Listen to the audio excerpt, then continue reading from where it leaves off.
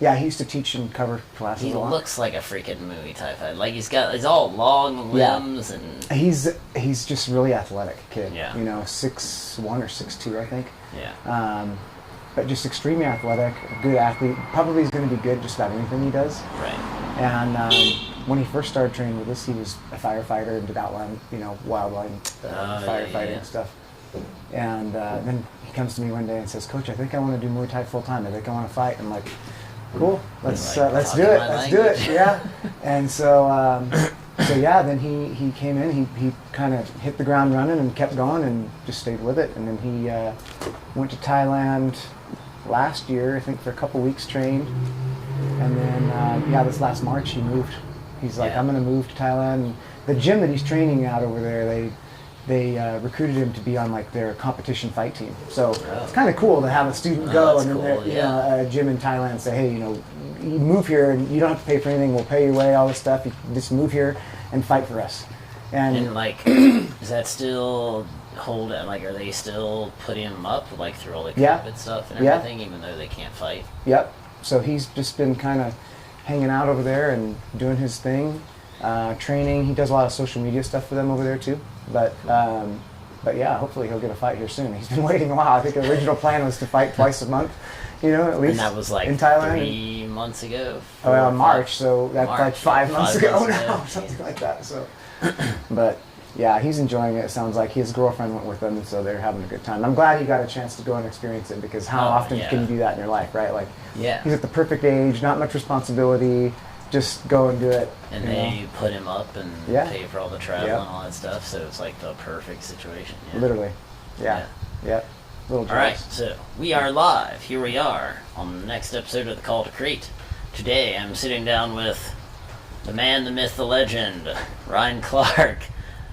We've been talking about you were one of the first Brazilian Jiu-Jitsu practitioners and gyms in Oregon.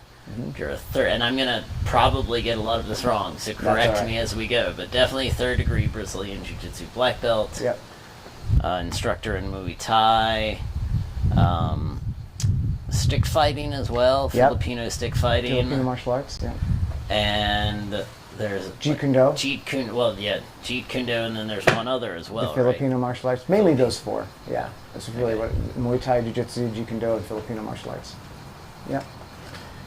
Been a good ride. And we were talking before we started the cameras rolling that you started at like 14 or 15 in Brazilian Jiu-Jitsu? Yeah, so I started about 15 years old, 1992. Yep. And I just happened to walk into the right gym at the right time. I was going to ask, like, how did that even happen? Like, so it's kind of funny, I was such a huge Bruce Lee fan, like most kids are. Well, I don't know about these days, but back in the 90s, it was Bruce Lee. Yeah. God. He was and so I had found out that he trained Wing Chun, and so I was actually looking for a Wing Chun school. I was like, I want to do what Bruce Lee did. I want to find out what that was about. And I had heard of Jeet Kune Do, but didn't really know much about it. And I remember driving in Eugene on 7th Street, and there was a sign that said Jeet Kune Do, and I was like, I'm going in here. And the rest is history. They happened to teach Filipino martial arts. They did jiu-jitsu. Or actually, they were working on jiu-jitsu. The jiu-jitsu wasn't around at that time. So it was pretty much bringing in the Gracies. Hickson came in. You said it was seminars. like 92, 93, 92. Like that? 92. Yeah, 1992. Yeah, and so our first experience with jiu-jitsu was having Hickson come in and do seminars, and those seminars at that time had like 25 people. Wow. Yeah. Nobody knew anything about it. Nobody. Yeah, in fact, I remember when I was 15, I didn't have any money, and I still have the flyer in my gym today, but it's a Hickson Gracie. He's the king of, he's considered one of the best practitioners of jiu-jitsu in the world, right? So the seminar was 2 days, $40. With Hickson Gracie. Yeah, with Hickson, and I remember asking my parents, I asked my coach, I said, is this something I should go to? Because, I don't have $40. I have to ask my parents to get this, right. He's like, this guy is considered the best guy on the planet right now. Over 400 fights, wins them all. Don't miss it. And I got the $40 my parents went, and that was it. I didn't have a gi. We just trained on the, no mats even. There was the idea of having mats to roll on was not even really around at that time. It was just pretty much the green carpet. Yeah. So, right. Mm-hmm. Yeah, it was. I definitely got in at the right time. God, and your first experiences with freaking Rickson Gracie. Yeah, yeah. There, you know, it was. And looking back, it was the chance of a lifetime. I mean, you know, it was such a gem now in my personal history of like training that I got a chance to do that. You know, training with this guy. You know, because he would come up every, I don't know, maybe every 8 months, like every once a year or something like that. So it was, you know, we got 2 seminars in before the UFC hit. And then once the UFC hit, when Hoist, his brother, was dominating, then it went nuts, won the whole thing. Yeah, but up until that point, we had seminars that were like 25, 30 people in it, if that, you know. And that's like back when UFC was, there were no weight limits, no time limits, no nothing. It was just like you go until somebody wins. Or... I mean, that's the thing I think people forget these days is that those early practitioners in the UFC, bare knuckles, hardly any rules, and you're fighting 3 or 4 times in a night. Yeah, that's right. You know, it's not just one. Yeah, that's pretty. It's pretty impressive to look back on. I mean, like Gracie, I can't remember the guy that he fought against. Hoist. Yeah. It was like 260 or 270 or there was like a Chemo, gigantic. and then there was a Dan Severn. There was a bunch of other guys. I can't remember. It's been so long since I've seen those, but yeah, I remember when Rickson came in and did a seminar at our school in Eugene. There was, I don't know, like I said, 20 people, not very many there, and we'd already had a poster up on the gym wall that was an advertisement for the UFC was coming, and it had like on the sides of it said like jiu-jitsu versus boxing versus kickboxing versus kung fu versus you know this whole thing. That was back when nobody knew. There was no definitive the words answer. MMA never even existed, right? You know, and so I remember asking Rickson, like, "Are you going to do this?" He goes, "No, my brother's going to do this." You know, and I was like, "Oh, cool." So when we watched the first UFC, we already had our Gracie beanie on, our Gracie Jiu-Jitsu shirt. I mean, we already knew. At that point, that Hoist was going in, you know, from Rickson being around. Yeah. And I'll never forget watching that first fight in the first UFC. It was like the sumo wrestler versus the Savate kickboxer guy. Right, yeah. Kicked him in the mouth and then his teeth came out or something. And I remember my eyes must have been this big. I was like, I couldn't believe what I was watching. Right. I mean, you know, I'm 15 and I'm just like, I've never seen anybody get shin kicked in the face and lose their teeth. That was like... why, you know? You're like, that actually happened. They're like, whoa, you know, it's not WWF anymore, you know, so, yeah. And that was, I mean, but like where for most kids or some kids, they do that for a while and then they sort of go on and move on with their life. That wasn't for you. You just stuck right to it. Yeah, I did, you know, like high school was a little bit weird for me in the beginning when I went. You know, I think, you know, we had a lot of extra freedom when I went to high school. You could go off campus and, you know, they had a smoking section and, you know, I kind of got into like, you know, a little bit of, not trouble, but just like wasn't skipping school a lot and hardly going. And I remember just getting into the martial arts it grounded me more. Yeah. And I gave up all that stuff because I wanted to get better at the martial arts. And so I had to, you know, quit like the smoking. I had to like kind of straighten it up because I wanted to do this so bad and I wanted to get good at it so bad that I really had to like straighten it up, you know. And really it's kind of one of those stories where martial arts kind of saved you, and that's for me, that's literally kind of what happened. You know, it really kept me straight. So yeah, it was good. Yeah, I mean, there's so many people with like whatever their sport is, whatever their thing is. They're like, if I wanted to be good at that, I had to stop screwing around. Right, you have to make the sacrifice to get better at it, you know. And I just was really drawn to it, the stand-up, not just the jiu-jitsu, but all of it in general. I really loved the athleticism. I loved the confidence that you got from it, you know, kicking the pads and you know, that sort of thing. I like to spar, you know. It was just all really, really fun. And if you were going to take part in it, you know, you had to go to school. You had to, because I didn't have enough money to go, and my parents paying. So, like, you know, they're like, okay, if you want to do this, you got to straighten up. And so that's what I did. And so I just kept, you know, plugging away at it and just never looked back. I don't know. I've just been in it ever since. Not even take a break. Never had a year off. Never even had a month or 2 weeks off. It's just continuous the whole time. So. I love it. And you went to University of Oregon, is that right, or OSU? Or, So 'cause you taught at one of those. Yeah. two, So right? early on, we got a program started inside the University of Oregon to teach this stuff. And the first class that we started was the Jeet Kune Do class. And so the Jeet Kune Do, I don't know if you know or not, but it's Bruce Lee's concept and philosophy. Right. And it's really kind of the first so-called mixed martial arts for the street application. Okay. It was not like a cage fighting, that sort of thing. It was more, talking about groin strikes, eye pokes, but definitely talking about going from a kicking range to a punching range to a clinch to the ground, kind of mixing it all up. Okay. Right. So it's kind of that sort of thing. So Whereas I guess up to then everything was like kicking based or striking Right. based and right. If you- assuming that everyone's going to work within that framework. Kind of Correct. thing. Yeah, it was always like, what's better, kicking or punching? What's better, wrestling or kickboxing?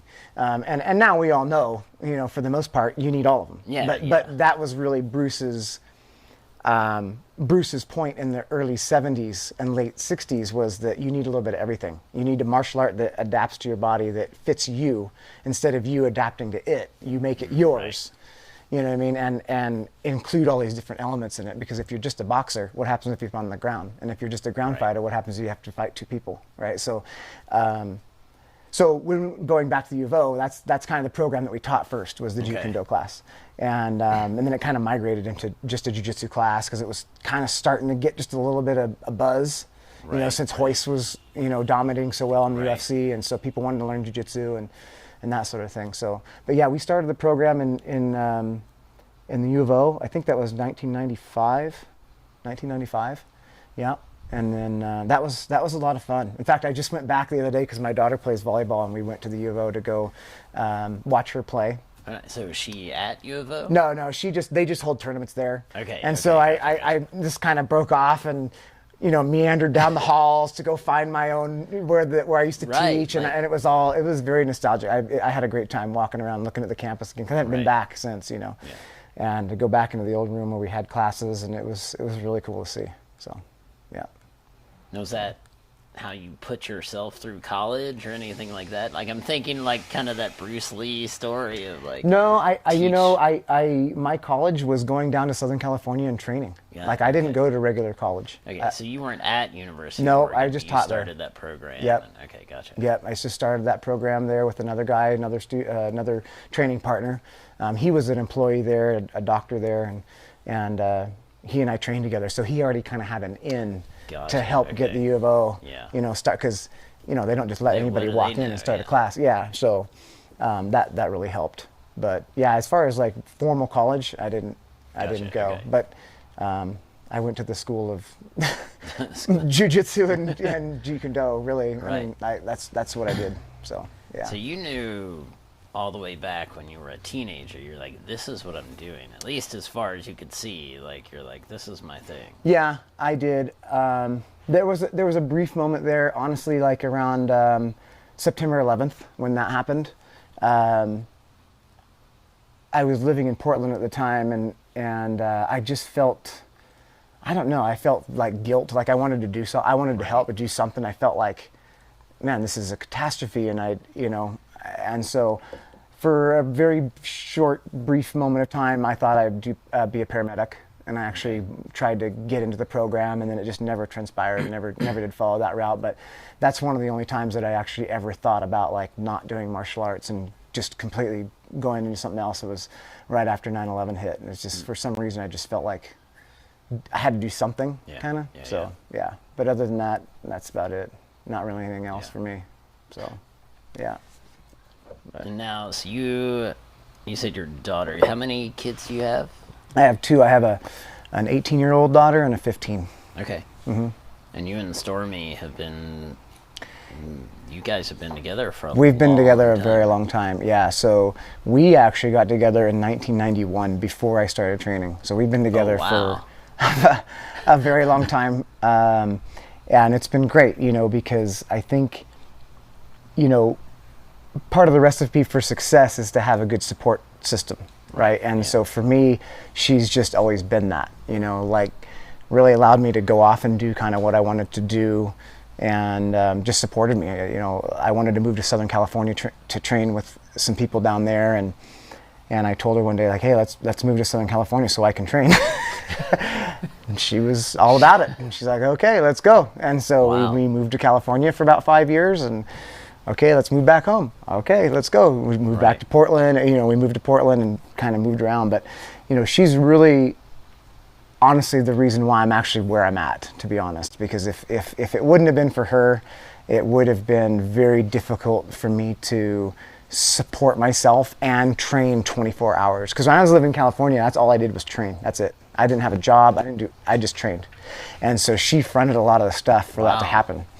I just kind of had to get over that hump. I mean, there's a lot of support, but there was also like, you know, what are you going to do here? What you got to help like, out? Where's you know? this going? I'm going to get there one day. You know, I want to teach this. I want to get good at it. I want to do this. You know, and so once I actually started coaching and making like a living at it, then it was like more like, okay, this makes sense. It's happening now. And, you know, it was like, go to the gym. You go to the gym. Whereas sometimes it would have been like, you going down there again? You know, I mean, she was supportive, but like, you know, as much as I wanted to train at the time, it kind of got old. So, but I mean, she really all you're doing 7 days a week. Or whatever. Really. I mean, we were training at that time period when I first moved to California. It was 6 or 7 days a week, and it was like 5 or 6 hours a day, because I used to work. One of my old coaches, Paul Vunak, was one of my coaches, and he lived down there, and I went to go down and help him, and another one of my instructors is named Tom Cruise, but not the Tom Cruise, but different Tom Cruise. Yeah, so I helped Paul and Tom. That was going to be quite the little side story. Yeah. Like, oh, and by the way. Yeah. And so I went down there to go help those guys out, and they had people flying in from all over the world. We would have people coming in from Europe and, you know, all over the country, you know, and they would want to do training courses, and so those guys used me as kind of the dummy, like, okay, Ryan, get your gloves on, feed this guy, do this, do that. So I just happened to be there and just kind of sucking it all up, you know, as they're training these other people. So I really got a lot of time in with those guys, which was excellent. I mean, I wouldn't trade it for anything. I was gonna say, I wouldn't trade it for anything. Exactly why you went there, to get that kind of experience. Yeah, for sure. Wow. So. Yep, and so I spent 5 years down in California, and came back and moved to Portland, and just kind of started to kind of bridge the gap between, you know, training myself, but then also, am I going to get a studio? Am I going to, you know, like, where am I going to do this? Where am I going to open a gym? How am I going to get students? And kind of, that's really the first point of kind of breaking into my own entity in terms of like coaching, you know. Yeah. So where in all of that, because I know that, you know, lineage is very important in Brazilian Jiu-Jitsu, and your black belt is under Megaton Diaz. Yeah. Where did he come into the picture? And so Megaton, they also, his nickname is Megaton. Is Megaton. Yeah, Wellington Diaz is his name, and Megaton is his nickname. He's a Brazilian, and he was with Rickson Gracie at the time, and a student of his, and just a high-level competitor at the time, just competing in everything. And I got mixed up with Megaton from another student that we had that was doing the Jeet Kune Do stuff. So the Jeet Kune Do group at the time was researching all kinds of different, you know, the Jiu-Jitsu, you know, and so seeing how they could like incorporate it. Right. And so we had Rickson up to the schools, you know, to the gym, and he says, you know, you guys should look at Megaton, you know, because he's like a world-class competitor who's doing this stuff, you know, his whole life, and you know, so then we started looking at Megaton, and he was destroying everybody. Like, it was, I mean, he wasn't going easy. It was like, you know, like you're playing the congas on the floor because you're tapping so much, you know. It's like, dude, this guy is insane. He's just so good. And so we just kind of stuck with him, and he lives in Arizona, in Phoenix right now, and we've been with him ever since, or I've been with him ever since, you know. Megaton is, I think, probably one of the best jiu-jitsu guys on the planet, for me. I mean, he people tell you otherwise, like, oh man, I don't know, but I really do. And the reason why I think Meg is the best guy really is because he's been able to sustain his training and his competition life far beyond what most people do. So I mean, he's in his 50s, early 50s, and he competes in the Worlds every year. He doesn't miss tournaments. He's just every year competing, always competing, and it's definitely one of those things where if I wake up and I'm feeling kind of sore or I'm kind of like achy or I don't want to compete or whatever, I think Megaton, like he's older than I am, and he's out there and he's going with the 20-year-olds still. And when he competes, he's competing in the old adult division and doing well. So it's just one of those things where I can just look up to him and he's doing it, so there's no excuse, right? So I guess that's what helps keep it going. But yeah, been with Megaton for quite some time. 95 was, I think, 96 was probably the first time I started training with him. 24 years ago, 23. This is a long time ago. Wow. Yeah. And that was that in Southern California, or was that? No, so now I'm getting all my locations. Yeah, so when I was here, when I came back, we got linked up, and so we were like an affiliate gym for him. And he was located in Arizona, and we were in Eugene. I was actually in Eugene for a while. That's where I'm originally from, is Eugene. So, yeah. But we just kind of kept bringing him in for seminars, and we'd go down there, and he'd come here, and so that's just kind of build the lineage. And I'm super proud and stoked to be under Meg. I mean, he's just he's a competitor, right? He's just. Well, I mean, like you pull up some of his like highlight reels and clips and stuff, and you're just like, there are literally moves that he does that I watch him in slow motion, and I'm like, it still doesn't make any sense to me at all. Yeah. He's very dynamic. Like I said, I find it so cool that he's been able to keep the pressure on the game as long as he has. He has, you never hear of him talk about retire. Right. I'm done. Nothing. Like Meg's gonna go until he's just gone. Like he'll be the 80-year-old out there that can hardly move and he's still competing. Yeah. That's just him. Still I'm not winning, like that. Probably. I'm not like that at all. Right. But I respect him for that. I mean, it's impressive to me. I think as far as as you're growing and staying healthy and active, I mean, competing in something is a way to keep sharp in your game somehow, right? So to be competing still at that age and just no end in sight it's pretty cool. So like whatever you're doing, whether it's jiu-jitsu or I don't care what it is, like whatever physical thing you're doing, man, it's like if you can keep doing that 50, 60, 70, 80, 90, 100, like find that thing man, and go do it. That's exactly right. I mean, and I think understanding the balance of when to push it and maybe when to back off a little bit is important. That's what I'm finding now, like for myself, because I'm on a different path than him. But I like to compete, but I don't like to compete that much. So that's going to dictate how I train and what I'm doing. If I'm going to do a tournament, I'm going to possibly change my diet, start running more, to, really get tuned up. And then, but it can be hard to sustain that if you're not competing, And so then it's like, okay, I want to go into the gym and sometimes just do a jiu-jitsu round and play instead of it always being competition.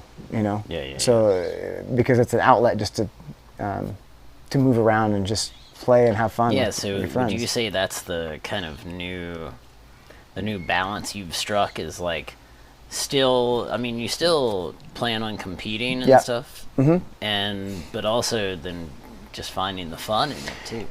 Yeah, it really is, because for me, I like the competition because it helps keep your edge sharp. Like I like the idea of competing a couple times a year.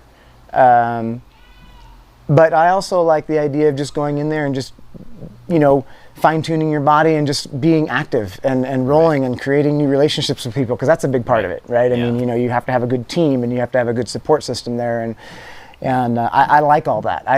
One of my favorite things actually when we're all done and all sweating from rounds and we're just exhausted is we all get in a circle and we all just like talk and BS for another 20 minutes to 30 minutes. That to me is so important, because that's where people identify with the gym as kind of being like their home, like they have more than just like the jiu-jitsu, It's kind of like it's an outlet, right? And it really makes a big difference, like sometimes I find that we'll just be sitting there and talking for 45 minutes and just BSing about nothing, whatever. And I love it, and so, but yeah, for sure, balancing it as far as backing it off and I mean, just the little tiny bit that I've been doing it off and on now, but the people, everyone you talk to in there, I'm always struck by the sort of depth of character of the people that you see in there on a regular basis. Yeah. And yet, and also so many of them have either trauma, or that it is a way for them to sort of heal themselves psychologically and emotionally in a lot of ways through that connection of people and family, but it's also physical. I think jiu-jitsu has a funny way of really pointing out your weaknesses and pointing out your strengths.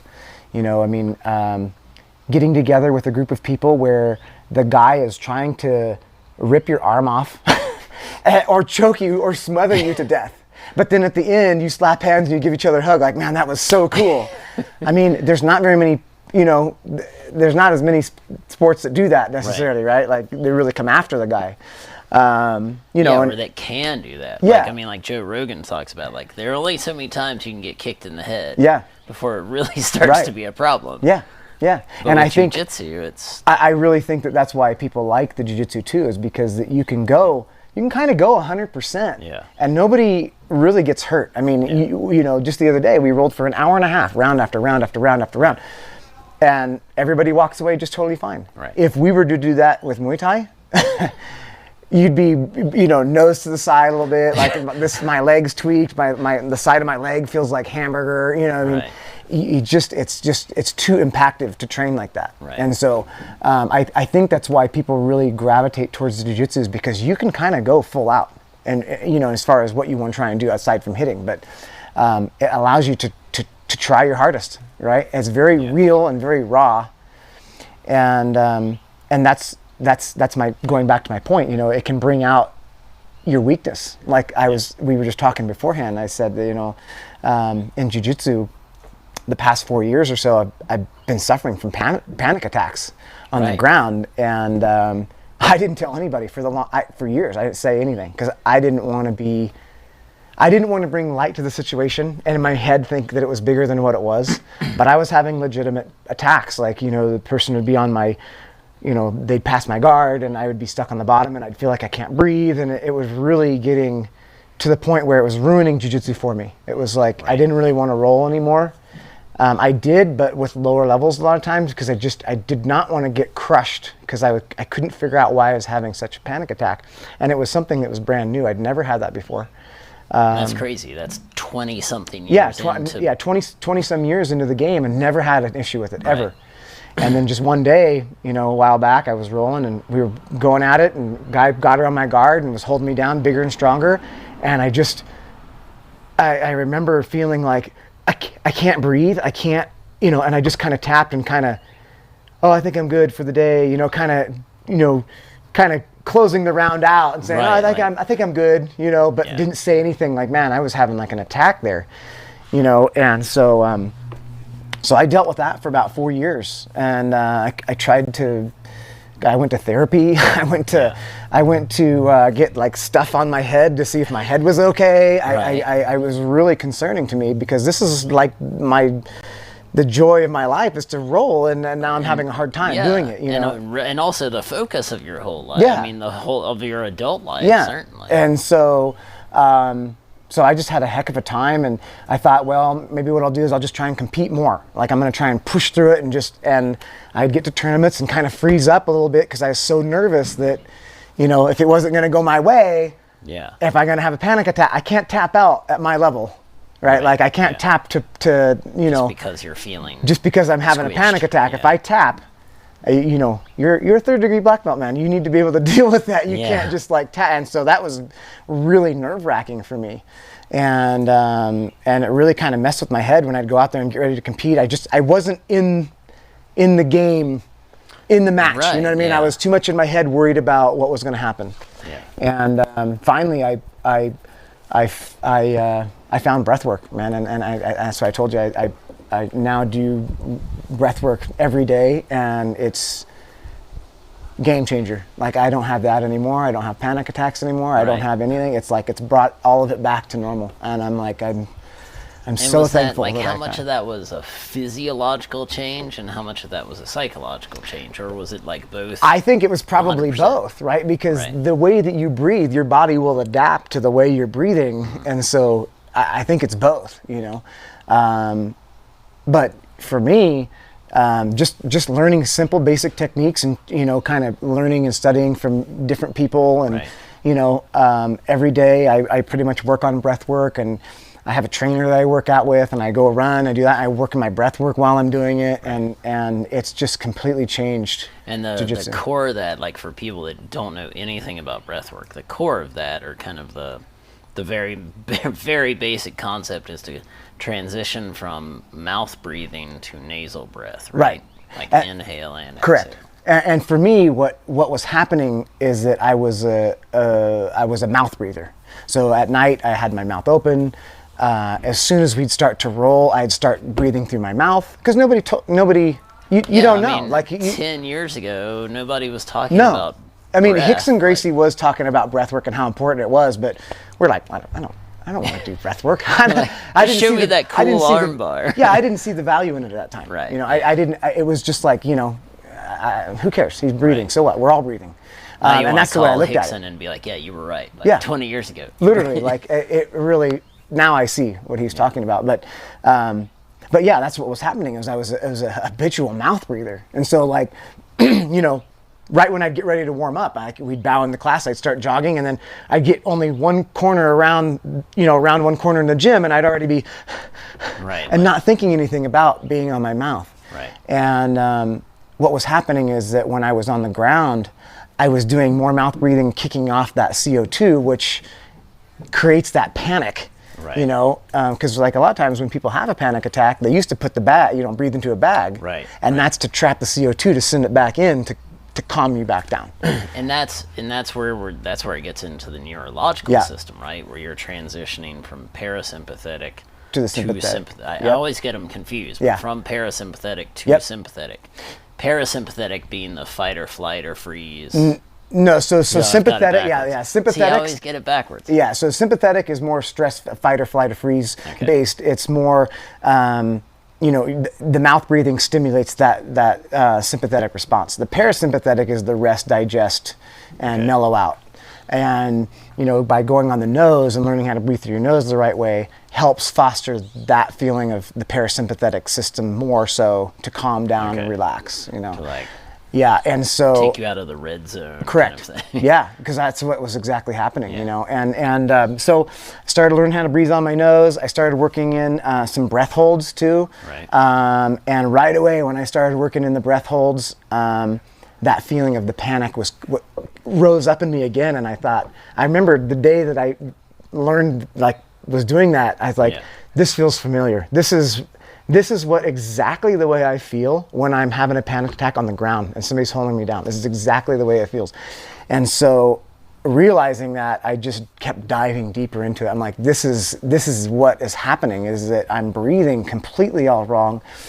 And so ever since I'm all through the nose best I can. And, and you mentioned Brian Mckenzie. I love Brian Mckenzie stuff. I follow him all the time. And what they've been able to come up with as far as the breath is genius. Because his stuff, as you were saying, there aren't many people out there that are athlete focused when it comes to breath work. Yeah. But Brian is very. I'm all over his stuff. I love what he's doing.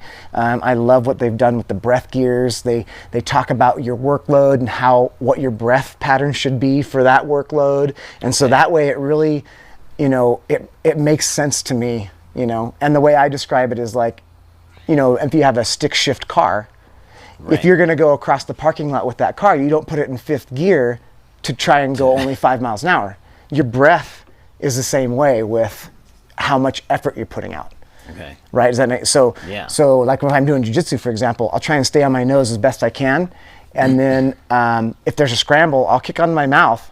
But then once the scramble kind of ends, I'm right back to my nose and start gearing it down. Because now I'm resting and trying to drive weight and pressure and that sort of thing. So it's completely changed my game. I don't know. It's really crazy. Yeah, in life. Yeah, just being able to remain calm and I've added other things in. Like I used to think for a long time the elevation masks were kind of goofy. Like the mask they put on. Like you don't need that. I use one all the time. Yeah. I used it this morning. I run 2 times a week. I only run a mile. But I do it 2 to 3 times a week, but I keep it easy so that I can do it. Like I've been doing that over a year. Like I've not missed, if you do like, I'll go a little bit more, then eventually what happens is you wake up one day and you're like, I don't want to go as much. It's just like, easier, Yeah. And so I only run a mile, but I run it with the mask, and I have it on the highest resistance, hard to breathe. Resistance. And I stay on my nose, and it's a struggle. And so the whole run, you just breathe through nose to and also with restricted breathing. And that's I was reading years ago something about special forces doing that. Like only basically you have to hold a mouthful of water as you run, and if you reach a point where you can't get enough air nasally, then you need to slow down. Like, just that simple. Yep. But but pretty quickly, right? You're saying that your body adapted. It adapted fast. Yeah, it adapted fast. When I first started doing it, like I said, I was having that feeling of that panic again. Like I can't breathe. Like Brian mentions it's like you're drowning in air. You're drowning on land. Like you want to climb to the surface. Right, kind of thing. And that's exactly what I was feeling. And now that has subsided. Like I don't have that as much anymore because I learned how to, regulate it, and my body's adjusted. And that gets back to the cold therapy too, because the cold therapy will do the same thing. You get in ice cold water, the first thing you want to do is, And so understanding how to, keep calm and use your breath work to just ease into it and relax and, but the ice thing that's one thing like that has yet to get any easier for me. Like every time I've done it, I'm just like, I practice as hard as I can to regulate my breath. And yet there is not an ounce of me that ever relaxes. I'm just like, Gah! That's the cold. The cold for me, I feel the benefit a lot. I think because I mentioned before, like I have MS. Right. Yeah. And we were gonna get there, but but it's kind of all ties in directly ties into why. And so, like a lot of MS people have a low tolerance to heat. Like the heat just really, So like my mom had MS, and I the last time I saw her walk was when I was like 5 years old, and then she was in a walk. She eventually passed away in 2011 from complications to MS related. Okay. She was way like feeding tube, couldn't talk, couldn't shut her mouth, couldn't everything. Right. So and I remember when I was a kid, the summer times we had to have AC in our house 24/7 because the heat just makes like something with the MS and the heat just like you just wilt, right? And I remember her just being like, it would just destroy her, the heat would. Wow. And so I kind of feel like I have some of that where like I can go hot, but it takes it out of me faster than what I remember. Right. And so now the cold helps to kind of off balance that, and so And so that's why I have a 6-foot freezer in my backyard. I can get into the freezer. Do you do the thing where you fill it with water and? Yeah, so I got a 6-foot freezer, chest freezer, and I caulked the seams, filled it with water, plug it in, and I keep it right around 33, 32. Oh my God. Yeah. So you take it all the way down to just above freezing. Yep. Yeah, it's got ice in it. I can get in there, but to me, it's hard. Yeah, it's hard. But do you feel, is there some part of you where you feel like your body is like, oh, this is exactly what I needed? It does. Yeah. And when I get out, I feel like rejuvenated and ready to go. Yeah. It helps recovery time. How long do you stay in? It's funny. I just was talking to one of my students this morning about it. I went to Alaska like a week or two ago. And so I didn't have I wasn't in the freezer, so I kind of took like a week and a half off. That's the longest I don't normally do that. And so I just started a couple days ago, and the 32s it's pretty cold. I'm like, oh my gosh, I forgot. You're not as acclimated to it. I kind of lost the adaptation, right? Like I don't know, like I was kind of bummed. I'm like, really? I can't stay in this for over a minute? Before, I was doing it 2 or 3 times, 4 times a week, and I could go for close to 3 minutes, over 3 minutes. Do you go cold, hot, back and forth? I do that, but I like to just go in with the cold. your condition, I would imagine the hot. Yeah, the hot tub. We do have a hot tub at the house, and I get in it, but I always go in the cold before I get done, because if I go out, I just get like. I don't like it.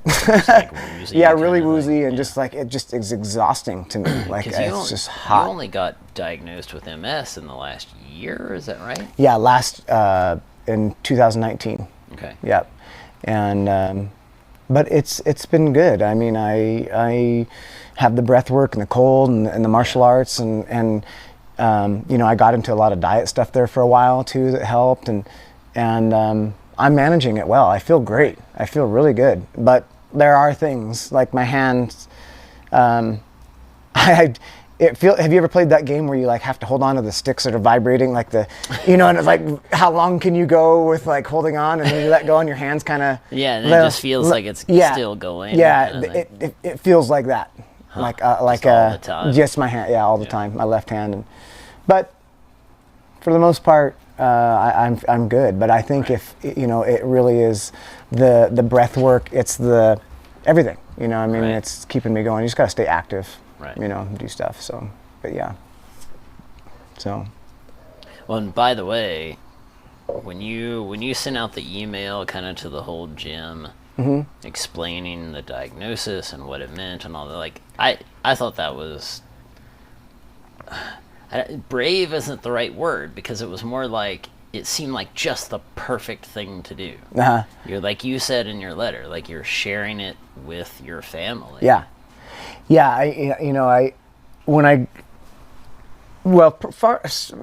To start off, the reason I went to the neurologist to figure out what was going on is because from my chest down was like tingly numb, like everything.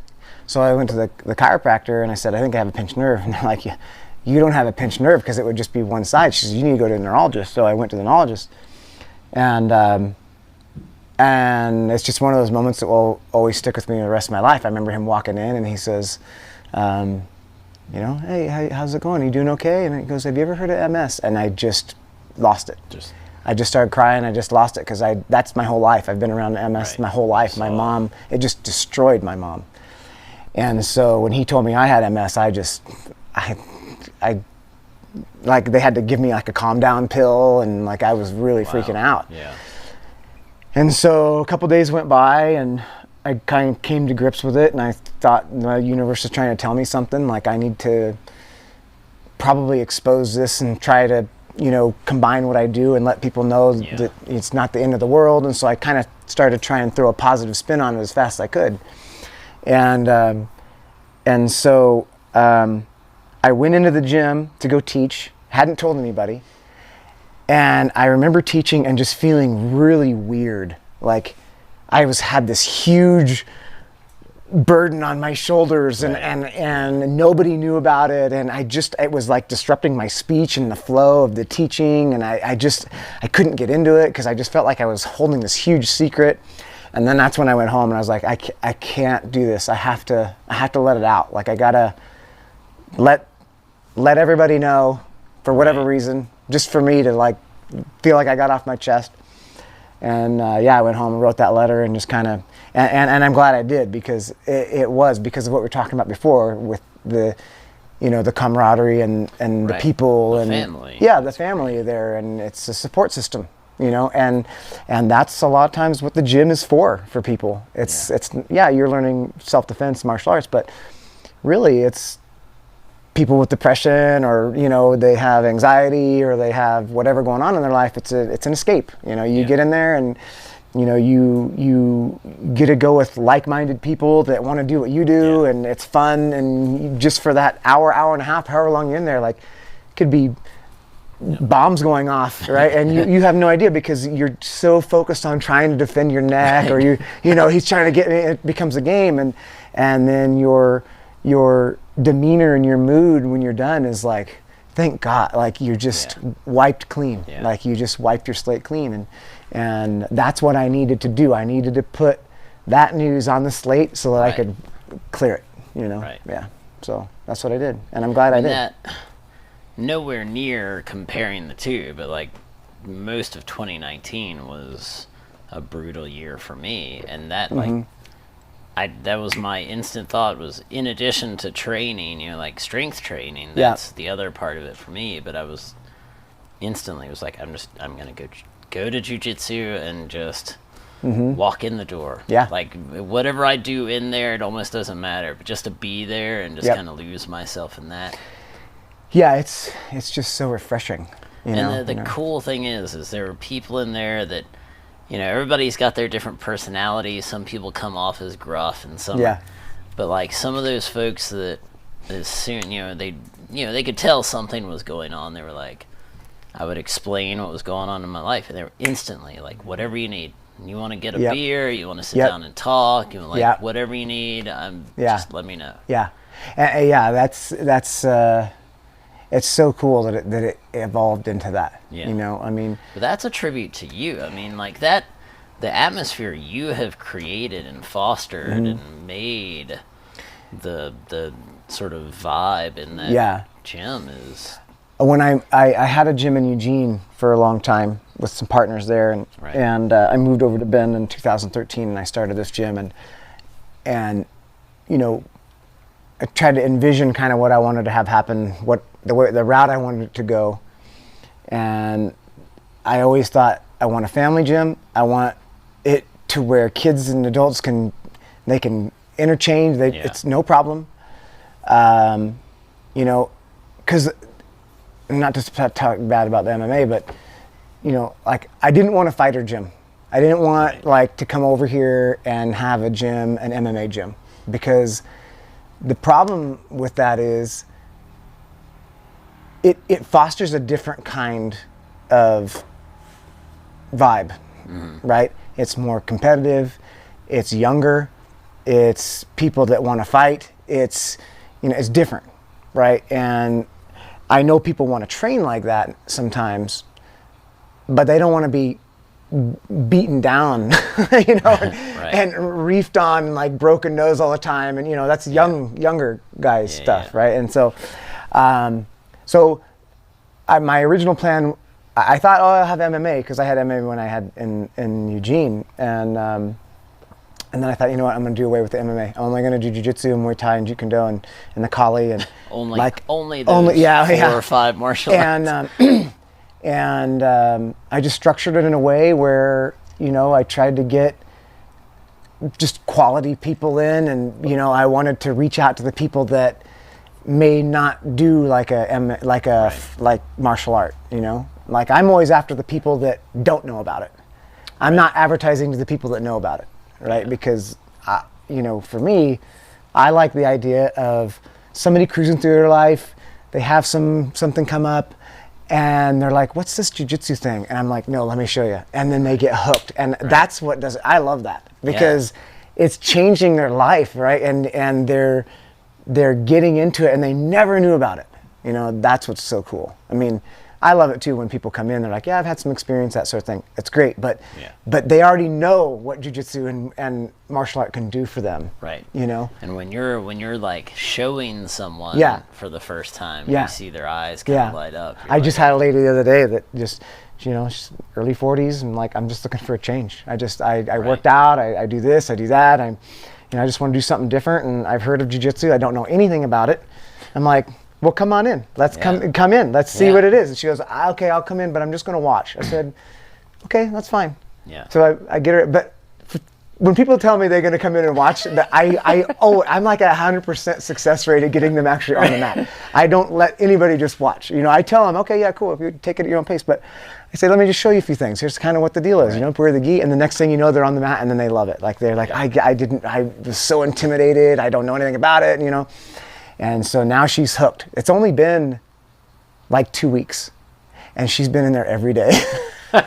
She loves it. She's like, dude, this is the greatest thing. It's so cool, and it's so different, you know? Yeah. It's so different. But that for me, I like that. I think it's really cool when you're just hitting people that they just didn't even have a clue, you know? So. Right. But well, and the other part that I love is the kids programs there. I mean, of course, like my girls, well, I guess my younger daughter wasn't old enough yet to start back when my older daughter was doing it. But once we sort of get back in the rhythm of life after all the COVID stuff and all this stuff, especially if they're not going to school, right? If training jiu-jitsu is, you know, deemed acceptable or safe or whatever, like, I want them in there because A, for young women, but also for kids. It's this extraordinary mix of, like, it's a dangerous, powerful martial art that gives people control. Yeah. You don't have to hurt somebody. Right. You don't have to sort of break a bone or something. It's like it allows you to control someone, especially if they don't train. Exactly. Yeah, I mean, the kids, you know, I think just in general, you know, if parents have kids out there and they're looking to a martial art, I'm a firm believer in getting them into either jiu-jitsu, wrestling, boxing, or Muay Thai. Like that, because one, they're just so effective, right? Yeah. And they all have a very strong work ethic. Yeah. You know, and there's also a big slice of reality in those martial arts, right? Because when somebody's coming after you, like kickboxing or jiu-jitsu, they're going for you. It's not like a lot of forms and just by yourself and theater,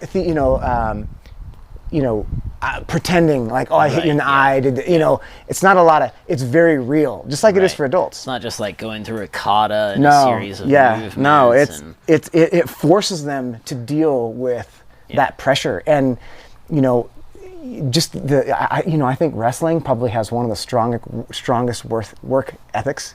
I mean, name a wrestler that's wrestled for like 10 years and show me that they don't just know how to really grind. Yeah, they know how to grind. Yeah. They know how to grind. I mean, and I think just teaching that to them at a young age, you know, with any one of those, boxing the same way, hard, you know, just helps develop character, really. Right? And do your girls still do jiu-jitsu? They used to do jiu-jitsu for a long time. There are pictures up in the gym and stuff of them. Yeah, that's my leaving it up, hoping that they'll come back. Because now they're old enough, they can be like, Dad, I don't want to. Yeah. Like, okay. And you know, I always, when I was teaching them, I always thought once it gets to the point where they want to break off and do their own thing and do their own being and explore their own path, that's fine. You know, but at least they know, you know, kind of the basic. They know how to do it. You know, in fact, I give them some grief every once in a while. I'm like, you guys forgot how to do it. No, I don't. And then they get on the floor and they show that they still know how to do it, but they don't practice it, obviously, you know. But yeah, they have their own thing now, you know, like the youngest one's in volleyball and she's gung-ho about that. And the older one just graduated, unfortunately, class of 2020, so that was kind of weird, but it's kind of, you know, but kind of not a letdown, but not the big year it should have been. Well, it's hard because like for a long time when she was having hard classes and really struggling, and we had to get like, I'm like, on the graduation day, it's going to be so worth it. You're going to feel so proud when you're up there. That stage and none of that. None of that happened. Yeah. You're like, I am so sorry. Yeah. But it's okay. I think she got over it, but definitely was a weird year for that. But yeah, she's getting ready to go to COCC and kind of do her thing. And it's parenting is that's the hardest thing I've ever done in my life. I'm not gonna lie. It's way harder than way 20 harder. plus years in martial arts. Yeah, I mean, but just the things that martial arts teaches you, and like that idea of the panic attack again when you're on the ground and you can't breathe, you have to learn how to breathe and work through it. I mean, I have to do those same techniques when I'm dealing with them teenage sometimes. daughters. Yeah, teenage daughters. I mean, it's overwhelming for me sometimes because I was an only child, so I never was raised around girls. I don't know anything about it. So luckily, my wife is like, she's an excellent mom. Does she have siblings or? Yeah, she has another sister. So they, but for me, it's just kind of like figuring it out as we go. Right. And you're like, I'm just making it up. Yeah, it's the hardest thing that I've done, but it's also like the most rewarding. Right. It's interesting, man. I really like it, but every stage is just a little bit different because right now I'm getting to the point where they both have boyfriends and they go to their house and they'll come over and they go out and they're great, but one's getting ready to maybe move out soon, and it's just this it's just interesting. And it's changing, and it's the flow of life, man. I'm like, what's next? It's fun. Right. So yeah, it's fun. But I don't know. We'll see what happens with them. They're good kids though. Yeah. So. That's all you can ask for, Yeah. right? Is like, Yeah. I mean, like Stormy and I have been together for such a long time, and but that's again that getting back to is like that's how I got to where I'm at, really, with everything. So Yeah. but Well, it sounds like sounds like she really grounds you, and she keeps my wife used to train a lot with me for a long time. She got her purple belt. Wow. So she used to compete and do all that stuff, and so I remember getting back to how she keeps me grounded. She keeps me in check. Like, she doesn't let me get too far away. Like, you're still just this guy here. Yeah. And we used to when you're running a class in a gym and you're supposed to be the coach, and you're there's like a level of like respect and that sort of thing. Yeah, and right. She was always the one that would come in and be like, "Oh, you're not, like oh, come on, just come over here." And I'm like, so many times I'm like, I had to get done with class. I'm like, you can't do that here. Like at home it's okay, but we can't do that here because the students see it and then it looks like it's not good, And Right. but she's like, she don't care. Like, get over yourself. But it's nice because it keeps me in. It does. Yeah. It, I'm not one to have I don't have a big ego or anything. Right. I could care less. But it's just there's something very simple and like oh whatever that I like. It's very. She keeps things very easy. Keeps me in check a little bit for sure. And I'm sure now, I mean, with what you're facing now with the challenges of MS and all this stuff as well, I'm sure that just it's another foundation to lean on. Kind of. Yeah, it really is. I mean, I even tell them, in my kids' class and stuff, how important it is to have a support system. You have to have a support system because you can only do so much on your own. And at some point in time, you're going to need to have assistance in something. So, I mean, she's ready for whatever. I mean, I don't know. Right. Like for me, I've been really lucky, and I've never really had the idea of like, well, I think I'm tired of her, and it just always works out. We somehow always keep it fresh, for all these times. We still incredible. keep it, especially to have started together so young. I mean, I started dating her before I even did martial art. Like I was 15, just turning 15, starting to date her, and then I remember telling her, I think I'm gonna get into martial arts, and she's like, oh yeah, I remember she knew it before even, Right. So, but yeah, it's been a good ride, man. Just super grateful of everything. Yeah. I sometimes sit down and go through my breathing practice and just you know, just think about all the gratitude and how lucky I am. Like everything's working just right, you know, for me. And I mean, there's the bumps in the road, but I don't look at them as negatives. Like the MS happened, that was a bump in the road, but now I feel like I have something and a way to understand a disease and like help somebody else out. Like it doesn't affect, I'm not like all bummed out about it. You know, I'm not like, yeah, I have MS, so what? I don't care. I'm not gonna go home and cry and like do nothing. You know, I mean, I'm gonna go and train. I'm gonna do everything that I can do, even harder. You know, and like be on even more. So that's the thing that's really taught me is that, you know, I'm more diligent with my structured program of working out or running and jiu-jitsu and this and that because I have that now. So it's only made my life better. You know what I mean? Like it's weird, but that's the way I look at it. Because when I got the news, you know, one of the first things you want to do is reach out to other people and find other people that have it and say like, what are you handling? Yeah, how are you handling it? And so I went on social media and I did this MS and I started friending all these people and following all these people, and it was within probably a week and a half or two, I deleted them all because it just seemed like it was the poor me's. You ever wake up, I can't move today. I can't, the dog, you know. The dog is oh like, yeah. Come here, Abby. Come here. But it just seemed to be more on the negative side than what I was looking for. I didn't want to hear how your arm didn't work today, or you were so tired you couldn't get out of bed, and that's what it was. And I was like, I can't. I'm not doing that. Right? I'm not going to do that. I'm just going to do my thing, and my hand, like I feel it too, but I don't. Right. I'm just going. You know, I don't. So.